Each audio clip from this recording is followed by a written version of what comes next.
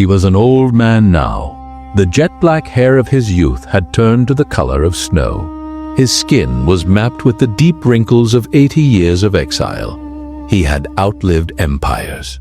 He had seen the golden glory of Babylon rise to the heavens, defying the very stars, and he had seen it crumble into dust in a single night of fire and blood. He had walked the marble halls of Nebuchadnezzar, interpreted the nightmares of mad kings, and read the handwriting of God on the plaster of the palace wall, while an empire died around him. He was a relic of a conquered people, a stranger in a strange land. By all accounts, he should have been dead or forgotten, a footnote in the dusty scrolls of the Jewish captivity. But he wasn't forgotten. He was the most powerful man in the world, second only to the king himself. But power breeds envy, and in the shadowy, torchlit corridors of the Persian court, envy breeds murder. His name was Daniel, and he was about to face a test that would make the blazing furnace of his youth look like a flickering candle. This time, the heat wouldn't come from fire. It would come from the cold, hungry breath of apex predators. To understand the terror of the lion's den, we must first understand the weight of the life that led there. Daniel was not just a politician. He was a living monument to the faithfulness of God. Taken from Jerusalem as a teenager, stripped of his nobility, and forced into the service of his conquerors, he had resolved in his heart not to defile himself. For decades, while other men compromised to survive, Daniel stood like a stone wall. He had served tyrant after tyrant, yet his soul belonged only to Yahweh. Now, the geopolitical map had changed. Babylon was gone. The Medes and Persians were the new masters of the world. The new king, Darius the Mede, was a brilliant administrator, a man who valued order and efficiency above all else. He looked at the vast, chaotic territory he had conquered, from India to Ethiopia, and realized he needed a structure to hold it together. He appointed 120 satraps, regional governors who would rule over the provinces, collecting taxes and keeping the peace. But who would watch the watchers? Darius needed men he could trust to oversee these 120 powerful governors. He appointed 3 high administrators, presidents of the empire, and the chief among them was the old exile, Daniel. Darius was no fool. He saw in Daniel something that didn't exist in the other officials. He saw an excellent spirit. Daniel didn't skim off the top. He didn't take bribes. He didn't play political games. He told the truth, even when it was hard, and he worked with a supernatural wisdom that solved problems no one else could touch. The king began to make plans to set Daniel over the entire realm. He wanted to make the Jew the prime minister of the Persian Empire. The news rippled through the palace like a shockwave. In the opulent banquet halls of Susa, where wine flowed and silk rustled, the faces of the other satraps turned dark. These were proud men, Persian nobles, warriors. They had fought for this empire. And now they were to bow the knee to a captive, to a Jew, to a man whose temple was a pile of rubble and whose God had seemingly been defeated 80 years ago. The indignation turned into hatred. The hatred turned into a conspiracy. The plotting began in the dead of night. The 120 satraps and the other 2 administrators met in secret chambers, away from the ears of the king. The air was thick with the smoke of oil lamps and the smell of ambition. "We must remove him," one whispered, his voice dripping with venom. "He checks every ledger. He audits every coin. We cannot make a profit with his eyes watching us. We need a scandal," another said. "Every man has a skeleton in his closet. Check his records. Talk to his servants. Find the woman, find the money, find the secret." And so the investigation began. For weeks, the enemies of Daniel launched a forensic audit of his life. They dug through decades of administrative records, They interviewed his staff. They watched his movements. They waited for him to slip up. A missing shekel, a forgotten report, a moment of laziness. They found nothing. It was infuriating. The man was flawless. He was trustworthy and neither corrupt nor negligent. His integrity was armor-plated. He was a man without a price tag. Finally, in a council of frustration, the leaders of the conspiracy came to a chilling realization. One of the presidents stood up, his face twisted in a sneer. "We will never find any basis for charges against this man, Daniel, unless it has something to do with the law of his God." They knew his routine. Everyone knew it. It was the one thing Daniel would not compromise. They knew that 3 times a day, morning, noon, and evening, the old man withdrew from the affairs of state. He went to his upper room in his house on the city wall. He opened the windows that faced west, toward the ruins of Jerusalem, hundreds of miles away. And he knelt. He didn't hide it. He prayed aloud, giving thanks to his God. It was his lifeline. It was the source of his wisdom. And it was the only weapon they could use against him. "We cannot make him break the king's law," the conspirator said, a smile creeping across his face. "So we must make the king's law break him. We must create a law that makes his loyalty to his God a crime against the state." The trap was set. It was a trap built on the vanity of the king. The next morning, the conspirators put on their finest robes. They anointed their heads with oil. They practiced their smiles. They marched as a unified group into the throne room of Darius. The sound of their footsteps on the polished floor was the sound of a closing cage. "May King Darius live forever," they shouted in unison, bowing low. Darius looked at them, pleased. It is rare for politicians to agree on anything. If they were all here, surely it was for the good of the empire. The spokesman stepped forward, his voice smooth as honey. "Your Majesty, the royal administrators, prefects, satraps, advisors, and governors have all consulted together." This was the first lie. They hadn't consulted Daniel.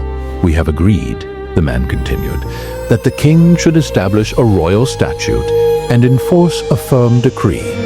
He paused for effect, watching the king's eyes. "That whoever petitions any god or man for 30 days, except you, O king, shall be cast into the den of lions." The flattery was intoxicating. The Medes and Persians were religious people with a pantheon of gods. But this decree, this would elevate Darius above them all. It was a political masterstroke to unify the conquered lands. For 30 days, no divided loyalties, no prayers to Marduk or Bel or Ahura Mazda, only Darius. It would cement his authority as the supreme ruler, the bridge between heaven and earth. Darius, usually wise, was blinded by the glare of his own ego. He didn't ask who they were targeting. He didn't stop to think about his friend Daniel. He only saw the political advantage and the personal honor. "It is a bold plan," Darius mused. "It requires a firm hand," the conspirator pressed.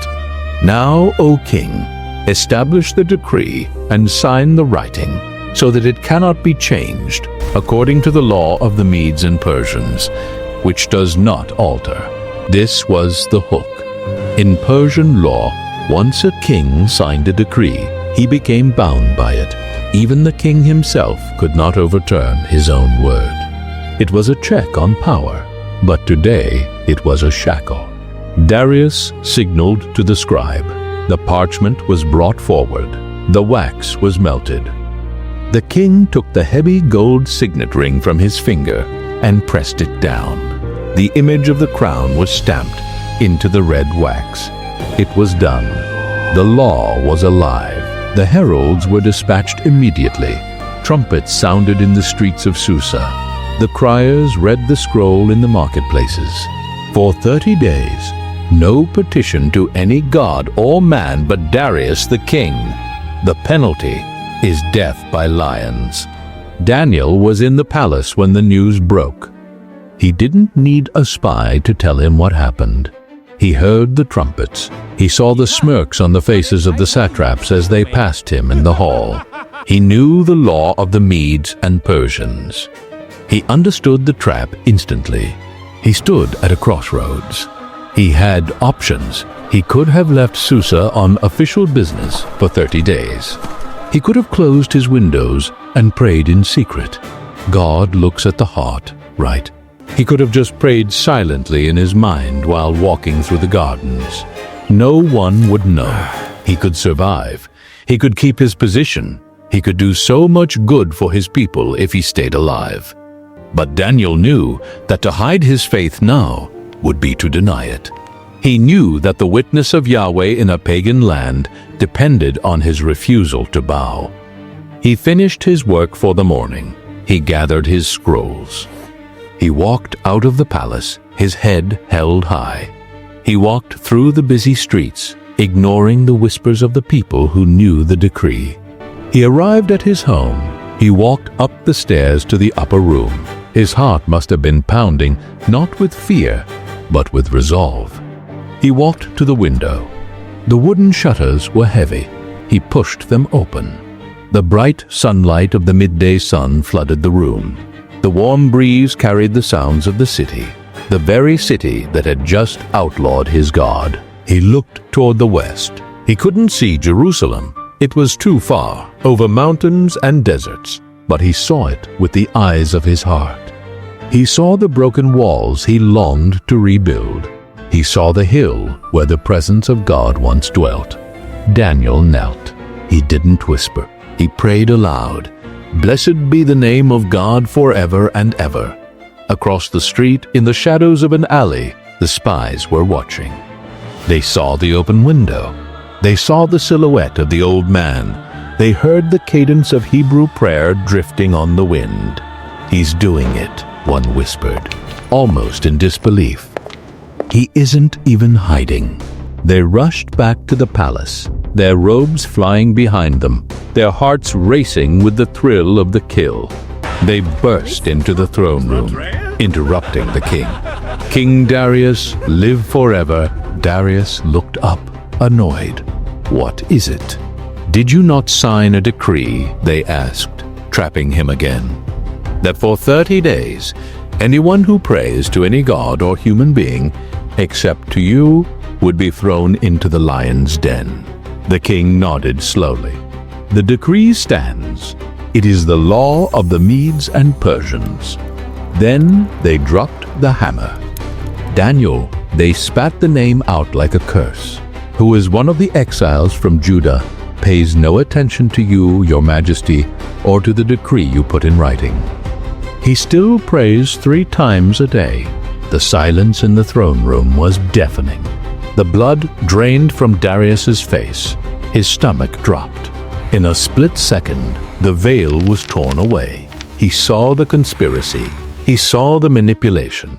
He realized that his vanity had been weaponized to kill the only honest man in his government.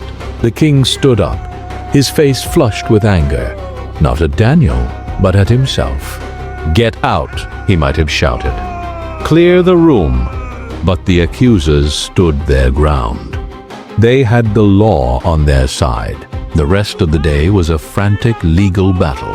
The Bible tells us the king was determined to rescue Daniel and made every effort until sundown to save him.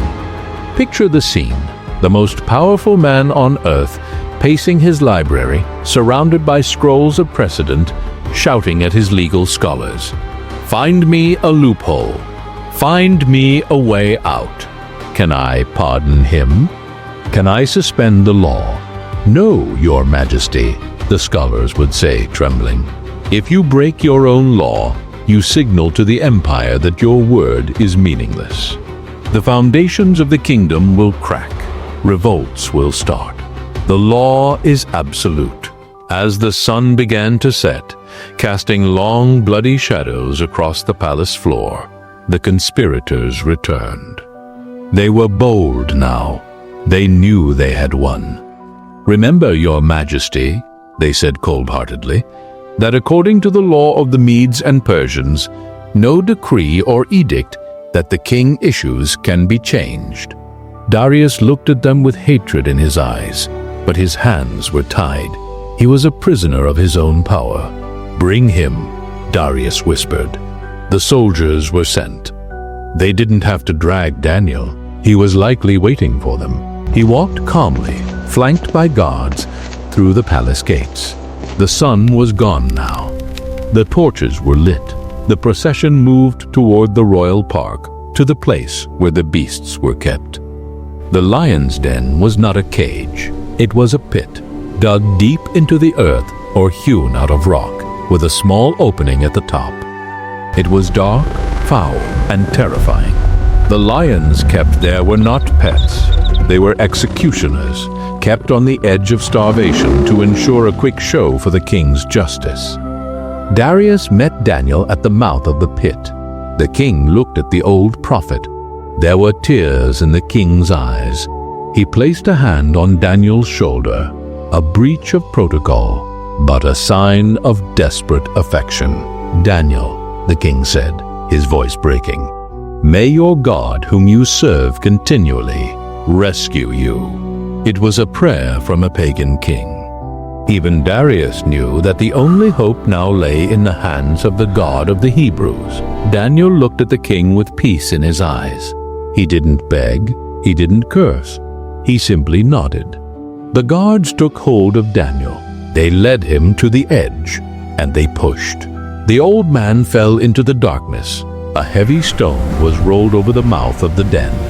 The light was cut off. To ensure no one, not even the king, could try to rescue him during the night, the seal was applied. Darius pressed his ring into the clay. The nobles pressed their rings. It was sealed. Darius returned to the palace, a broken man. The servants brought his dinner, but he waved it away. The musicians came to play the harp and soothe his spirit, but he banished them. The palace was silent. The king lay on his bed, staring at the ceiling, his mind racing. Every shadow looked like a lion. Every sound sounded like a scream. He spent the night in fasting and torment. But down in the den, a different story was unfolding. Daniel hit the floor of the pit. The air was cold and thick with the stench of musk, old blood, and rotting bone.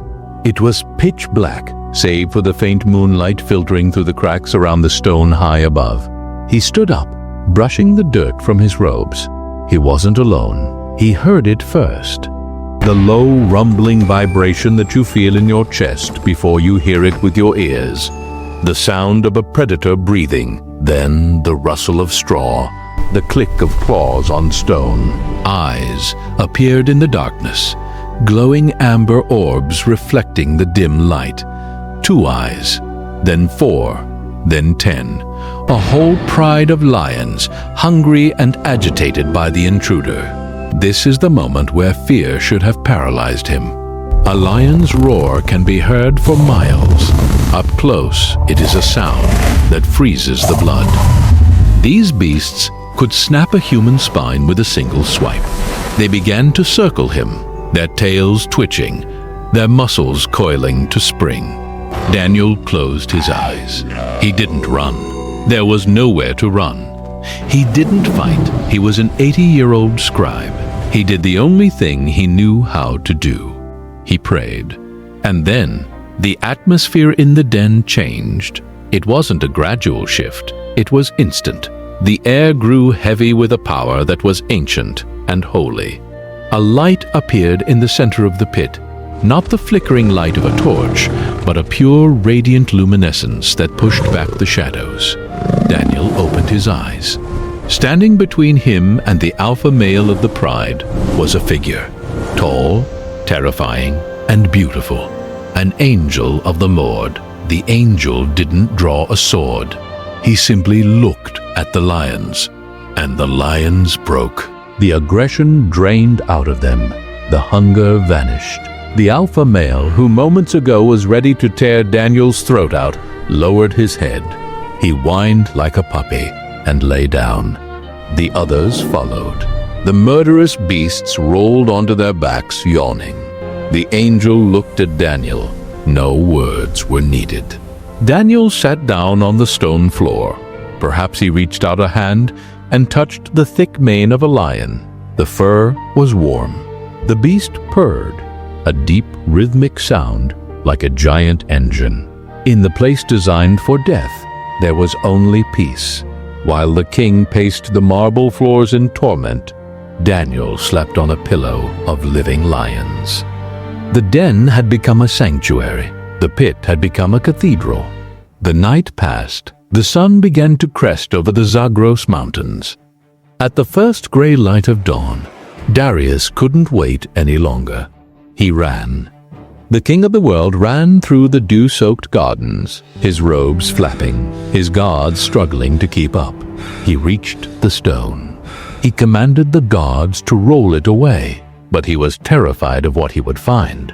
He didn't expect to see a living man. He expected carnage. He leaned over the dark hole and cried out, his voice trembling with anguish. "Daniel, Daniel, servant of the living God. Has your God, whom you serve continually, been able to rescue you from the lions?" The question hung in the air. The soldiers held their breath. The conspirators, who had likely gathered to watch the body be retrieved, smirked in the background. Silence. And then, from the depths of the earth, a voice. Calm, steady, strong. May the king live forever. Darius grabbed the edge of the pit, his heart exploding with relief. "My God sent his angel," Daniel's voice echoed up, "and he shut the mouths of the lions. They have not hurt me, because I was found innocent in his sight. Nor have I ever done any wrong before you, your majesty." "Get him out," Darius shouted. "Pull him up, now." The old man tied them around his waist. He was hoisted up, out of the darkness, into the blinding morning sun.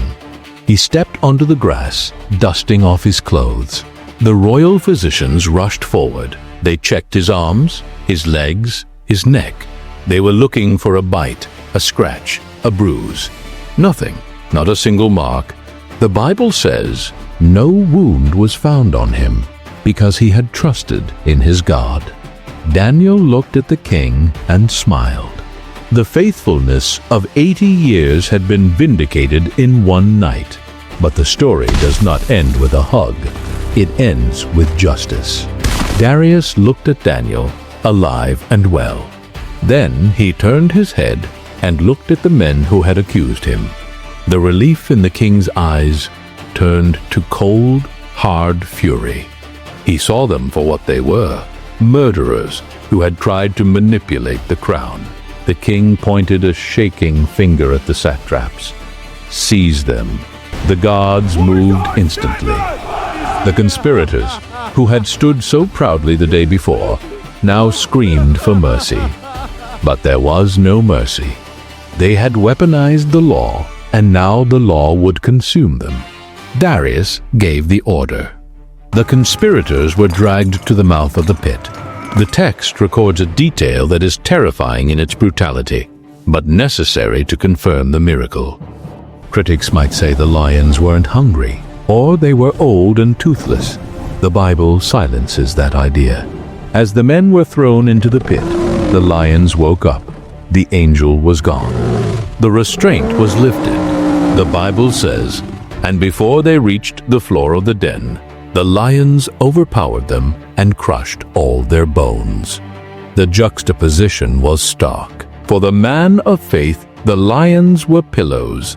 For the men of malice, the lions were judgment. Darius, he wrote to all the nations and peoples of every language in all the earth, "I issue a decree that in every part of my kingdom people must fear and reverence the God of Daniel. For he is the living God, and he endures forever. His kingdom will not be destroyed. His dominion will never end. He rescues and he saves. He performs signs and wonders in the heavens and on the earth. He has rescued Daniel from the power of the lions." Daniel went back to work. he continued to serve Darius, and later Cyrus the Persian. He walked the halls of power, not as a victim, but as a victor. He eventually died in peace, having shown the world that the kingdoms of men are dust, but the kingdom of God is eternal. The life of Daniel in the lion's den is more than just a children's story about animals. It is a story about the collision of two kingdoms. It is a story about a man who feared God so much that he feared nothing else. It teaches us that consistency is the most powerful testimony. Daniel didn't start praying when the crisis hit. He had been praying for decades. His relationship with God was his foundation, not his emergency chute. It shows us that God does not always save us from the trouble. He didn't stop the conspirators. He didn't stop the arrest. God allowed Daniel to go into the pit. Sometimes God saves us from the fire, but often He saves us in the fire. He is not just the God of the mountaintops. He is the God of the dark places. He is the God who steps into the den with us, who shuts the mouths of the things that wish to consume us, and who brings us out into the morning light. Daniel's story challenges us today.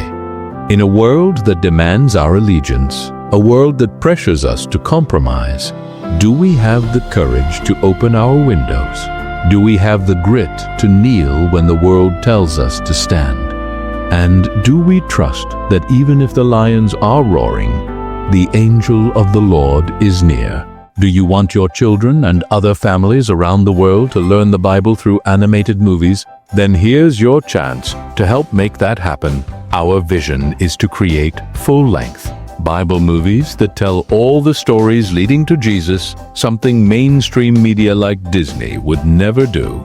All of our content is free and available on YouTube, but ad revenue alone is not enough to support our mission. By joining our community on Patreon, we can together create these incredible films and spread the Bible stories to the next generation in return. We offer you exclusive perks for your entire family. Thank you for being a part of this amazing mission. If you enjoyed this video, please subscribe to our channel and press the bell for notifications of our newest videos. Make sure to like the video, comment your thoughts, and share it with your friends and family. Thank you for watching.